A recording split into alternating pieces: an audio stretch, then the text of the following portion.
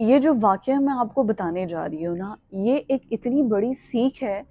ان تمام ینگسٹرز لڑکے اور لڑکیوں کے لیے جو کہ افیئرس تو چلا دیتے ہیں اور ڈبل ٹائمنگ کر رہے ہوتے ہیں، ٹو ٹائمنگ۔ لڑکا بھی ٹو ٹائمنگ کر رہا ہوتا ہے، دو تین چار پانچ لڑکیاں رکھی ہوتی ہیں، لڑکیوں نے بھی پتہ نہیں کتنے بوائے فرینڈز رکھے ہوتے ہیں، اور اس کی وجہ سے جب وہ آپس میں ایک دوسرے کو فیس کرتے ہیں نا تو کلیش ہوتا ہے، جس کے بعد بہت مسئلے ہوتے ہیں اور لوگوں کی جانیں چلی جاتی ہیں۔ ابھی جو DHA-7 میں جو واقعہ پیش آیا ہے، جس میں ایک شخص احمد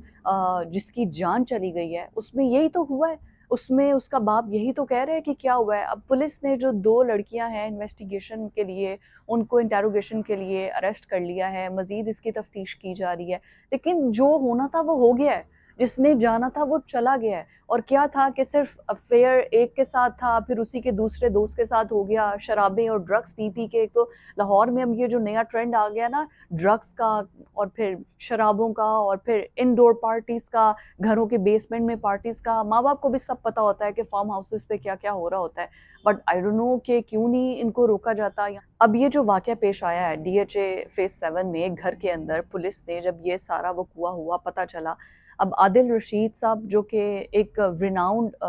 مطلب ایک کالج چین ہے جس کے وہ پیٹرن ان چیف ہیں، اور وہ اس کو پورا مطلب ایک کالج چین کو چلا رہے ہیں، ان کا اکلوتا بیٹا تھا احمد، ٹھیک ہے، اور اس کو فائرنگ کر کے قتل کر دیا گیا۔ ایک گھر میں وہ گئے، انہوں نے کہا کہ سنڈے کو یہ واقعہ سارا پیش آیا ہے، سیٹرڈے کو وہ کہہ کے گیا میں اپنے دوستوں سے ملنے جا رہا ہوں، اور اس کے بعد وہ گھر نہیں آیا، اور اس کے بعد جب اس کو ٹریس کیا گیا، پتہ کیا گیا، تو ایک گھر کے اندر جا کے پتہ چلا جی وہاں پر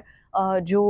ابو بکر اور عبداللہ ان پر نام آ رہا ہے کہ یہ اپنے گارڈز کے ساتھ، وہ لڑکا بھی احمد بھی اپنے گارڈز کے ساتھ تھا، یہ بھی اپنے گارڈز کے ساتھ آئے اور ایک دوسرے پر فائرنگ کھول دی۔ اب اس پورے ٹائم کے اندر جو ہے وہ احمد کو ڈائریکٹ فائر ہٹ ہوا، وہ تو موقع پر ہی جاں باک ہو گیا۔ اس کے علاوہ جو ایک اور اس کا باڈی گارڈ تھا شاید،